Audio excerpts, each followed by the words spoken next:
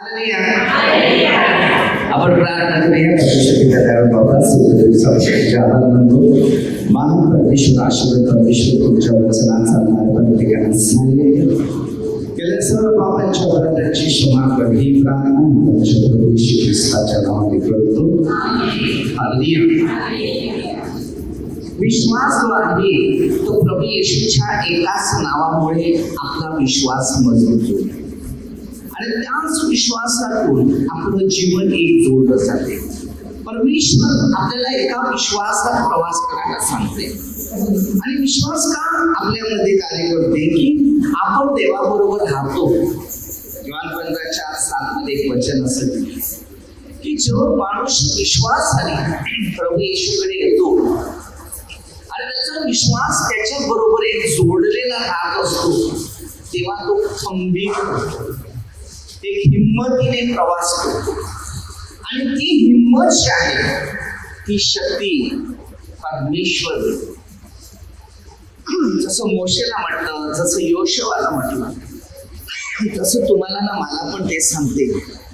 एक विश्वास आणि एक हिंमत ही आपल्या प्रत्येकामध्ये ना एक मजबूत रीतीने घेतली पाहिजे. कधी कधी आपला विश्वास डगमळतो, बरोबर नाही. पेत्र पाण्यावर चालला, प्रभू येशूने त्याला सांगितलं या. तो आला, तो चालला आणि पाण्यावर मी पण चालतो. आम्ही पण प्रार्थनेमध्ये येणारे हर एक व्यक्ती असाच करतो, मी पण प्रार्थनेला जातो, बरोबर की नाही. पण प्रार्थनेच्या नियमाला मी जात नाही, प्रार्थनेचे नियम मी पाळत नाही, तिथेच माझा विश्वास कमजोर पडतो. एक माणसामध्ये एक विश्वास असतो आणि तो विश्वास जो आहे तो आपल्यामध्ये ठाम पाहिजे.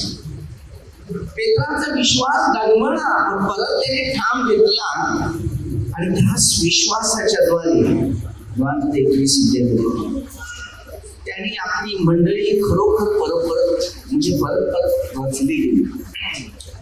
तो बोले मानवाच्या रीती नियमाप्रमाणे, मानवाच्या रीती किंवा नियम जे असतात बरोबर तो प्रमाणे तो चालला आणि त्यावेळेला त्यांनी परमेश्वरचे रीती रिवाज होते ते तोडले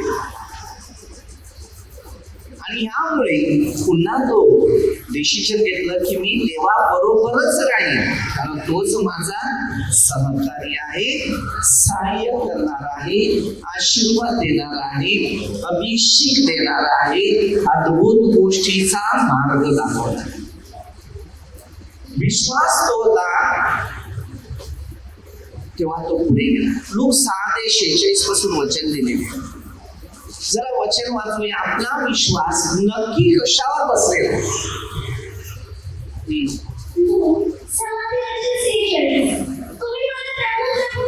तुम्ही मला प्रभू प्रभू म्हणता, मी जे सांगतो ते का करत नाही? आपण प्रार्थना करतो, मग ते 7:21 पासून पण तसंच म्हटलेलं आहे. प्रभूजी तुमच्या नावाने भूते काढली, तुमच्या नावाने मी काय केलं? तू अनाचार केला. प्रत्येक मनुष्य वेगळ्या वेगळ्या विचाराने आपली बुद्धीचा वापर करतो. जिथे विश्वास आहे ना तिथे विश्वास तोडून विश्वास घाती बनतो, अविश्वासी बनतो. त्यामुळे जी घडण व्हायची ती घडण होत. एक धार्मिक व्यक्ती सामान्य व्यक्ती नसते, ती परमेश्वराची व्यक्ती असते. म्हणून धार्मिक व्यक्तीला एक हक्क आणि अधिकार दिलाय, ज्या घरात जाल त्यात पहिली पुढा शांती असतो, मग ते नाचवणार. कारण ते विश्वासी व्यक्ती असतात, ते परमेश्वरात विश्वास ठेवून त्या परमेश्वराची सेवा करण्यासाठी ती पुढे जात असतात. आणि त्यांचा जो विश्वास आहे त्या व्यक्तीवर रुजलेला असते, तेव्हा त्याच्या विश्वासाच्या द्वारे त्यांच्या जीवनात मोठे अद्भुत चिन्ह व चमत्कार. प्रभू येशूवर शिष्यांचा पण विश्वास कमजोर झालेला होता. किंवा 8:24 मध्ये सांगते ते, मी तो आहे असा विश्वास तू न धरल्यास तू आपल्या पापात मध्ये. जो मार्गदर्शन करतो, जो शिकवतो, जो घडवतो, जो त्याला घडवत आहे, त्याच्यावर जर आपला विश्वास नसेल तर तो पापामध्ये मरणारच. कुठे मरणार? कुठे मरणार?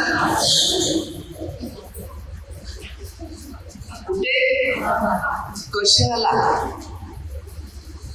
ज्या माणसाचा परमेश्वरावर भरवसा नाही, विश्वास नाही, आणि त्याचा विश्वास याही गोष्टीवर आहे, तो मरतो. परमेश्वर आम्हाला एक जीवन देते आणि हे जीवन आपल्या प्रत्येकाच्या व्यक्तीच्या कामासाठी. प्रत्येक आत्म्याचं वेळ आहे, समय आहे, काळ. ही काळ आहे ना, विश्वास खतम होणार नाही. बघा लोक 18:8 मध्ये, विश्वास आता जोडायला कठीण होती तुमची.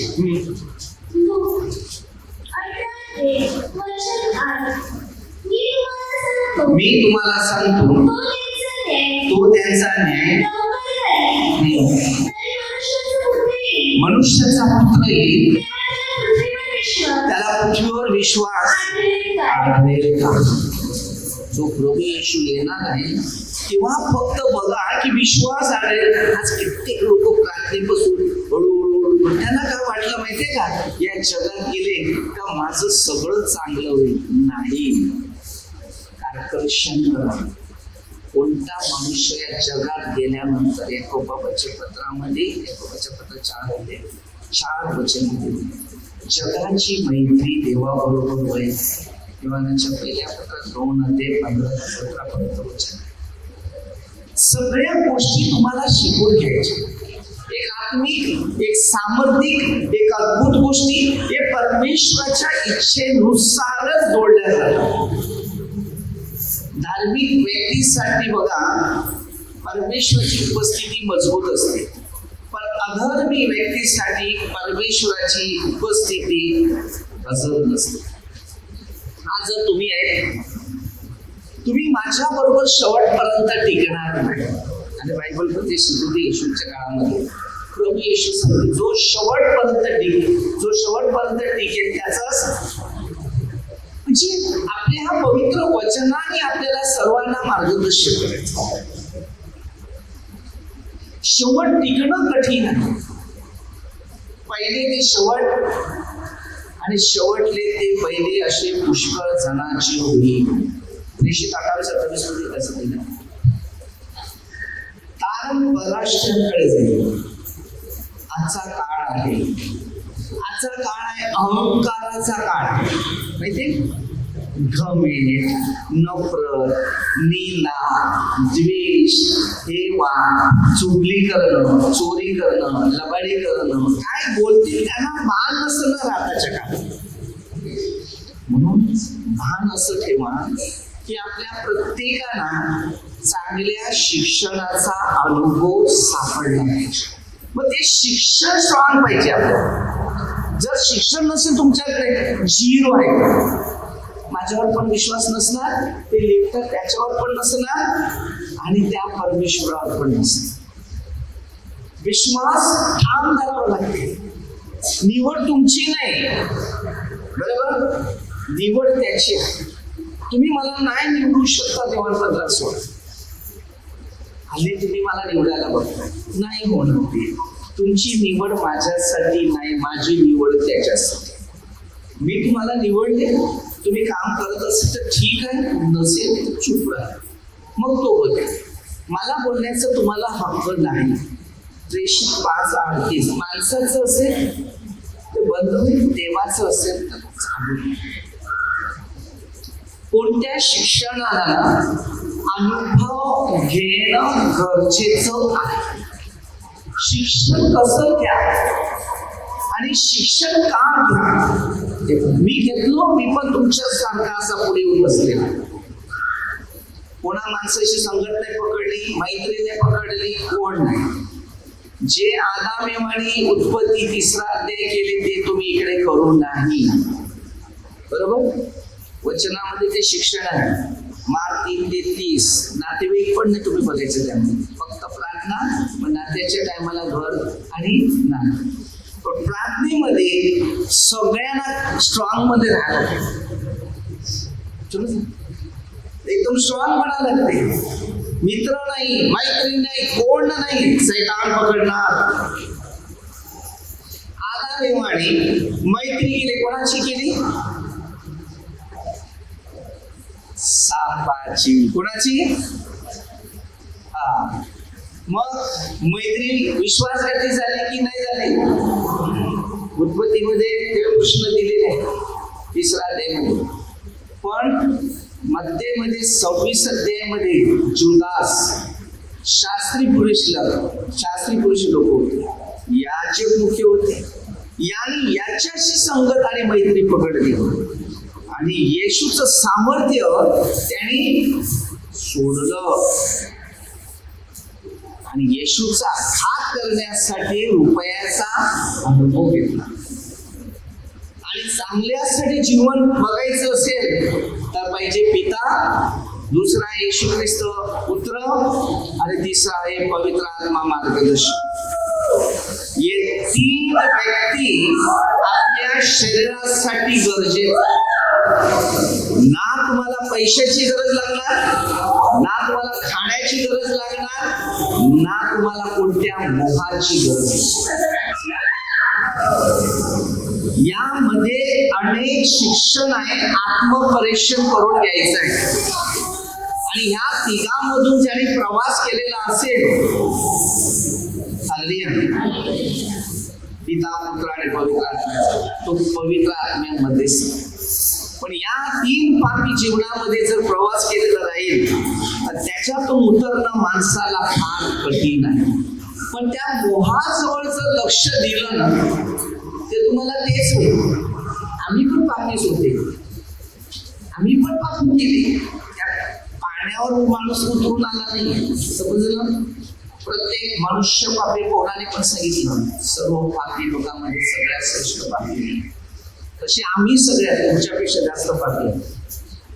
त्या परमेश्वराने आम्हाला त्याचा रस्ता दिला. जेव्हा सगळं धन पैसा सगळं सोडून गेलं, तेव्हा हळूहळू त्या प्रश्नाचे उत्तर मिळाले. येशूकडे पापी स्त्रियाच आल्या, पण येशूला पण बदनाम केलं गेलं. मग तेव्हा बदनाम होणार ते, कारण चांगल्या व्यक्ती बनणारा व्यक्ती न चांगलं बनवणाऱ्या बिघडलेल्या व्यक्तीला सुधारवण्यासाठी खूप कष्ट लागतात. ते बदलत नाही लवकर, कारण मोहच तसे असतात. म्हणून त्याला आत्मिक, सामर्थ्यिक, अभिषेक आणि अद्भुत. उद्याला आपण इकडे 26 जानेवारीला बर्थडे साजरा करतो, माहितीये तुम्हाला? एक वेळा मी सकाळच्या 8च्या सुमाराच्या आसपास प्रार्थना करत होतो आणि आमची आई अन्ना बाजारात गेली आणि मी गुडघे टेकून बायबल असं ठेवून वाचत होतो आणि प्रार्थना केली ना, असं बायबल छाती पडत होतो. सगळं आणायला लागले, हे काय झाले? मला माहिती नव्हतं, पण दुसऱ्यांना माहिती होतं. ते सगळं भूकंप झाला, पळा हे काय? तो बाहेर उतरलो ना तर नाल्याची झाडं सगळी नाचायला लागले. हे काय करते असं? घर सोडून लोक माझ्याकडे आले आणि मी आत उंच करून बायबल पकडलं आणि सांगितलं, हे परमेश्वरा, या सृष्टीचं संरक्षण कर. तेव्हा तो परमेश्वराचा आशीर्वाद त्यावेळेला अंत होता. कारण माझी आई त्या बिल्डिंगच्या खाली आहे असं दिसत. मला तिकडे दर्शन आहे, त्यांचं आईचं संरक्षण. पण काही इकडे नुकसान झालं नाही. एवढं हल्लं ते, खांब हलत होते आणि नारळ हलत होती, पण परमेश्वराने तिथे शांतीचं वापर. तो मान परमेश्वर आहे. म्हणून आपल्याला 1 वर्ष परमेश्वराने दिल्या, त्याचा तो वाढदिवस म्हणून साजरा करतात आपण. तो साजरा असा की परमेश्वराने आम्हाला नवीन जीवन दिलं, त्याच टायमाला आम्ही गेले असते तर आमचं जीवन झिरो. म्हणून धन्यवादासाठी ती प्रार्थना आहे. आणि आपल्या देशाच्या लोकांसाठी ही 26 जानेवारी परमेश्वराच्या गौरवासाठी, नाही तर त्या टायमाला हा मोठा प्रसंग आलेला होता. आपल्या जीवनामध्ये जे प्रसंग येतात त्याला मात्र कंट्रोल करणं गरजेचं. आपला विश्वास स्ट्रॉंग ठेवा. आपल्या विश्वासात मात्र कमजोर बनू नका. तेव्हा तुमच्यामध्ये सामर्थ्य आवश्यक. जर तुमचा विश्वास जर कमजोर झालेला असेल तर तुम्ही नेहमी कमजोर पडले. परमेश्वर आपल्या प्रत्येकाच्या जीवनामध्ये कार्य करण्यासाठी समर्थ आहे. बघा, परमेश्वराने आपल्याला का निवडलं? त्याच्या गौरवासाठी. तो आपल्याला काही ना काही शिकवतो, काही ना काही बनवतो, काही ना काही घडवतो, काही ना काही आपल्या जीवनामध्ये त्याच्या मार्गाचा अनुभव प्राप्त करून घेतो. जो परमेश्वराशी एक आहे तर तो राज्यात प्रवेश करून आपलं जीवन बनवणारा एक आहे. पहिली प्रार्थना करा, त्याच्यानंतर एक सामर्थ्य आपल्या जीवनात एक उत्पन्न करणारा मनुष्य एक तयार करा.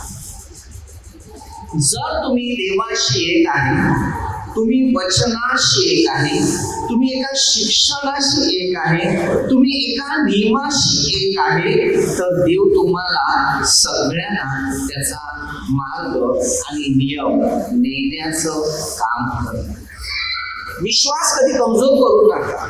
जर देवाबरोबर राहायचं असेल तर.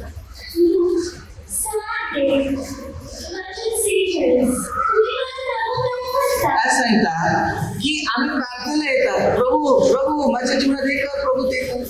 पण तो काय सांगतो माहितीये का, की मी जे सांगतो ते का करत नाही. काय बोलला? तुम्ही प्रभू प्रभू म्हणतात, मग परमेश्वराने जे सांगितले तेच करत नाही. त्याच्या इच्छेने आपल्या गरजा वाढतात. बरोबर? त्याचा उजवा खांदा करतो, उजवा खांदा.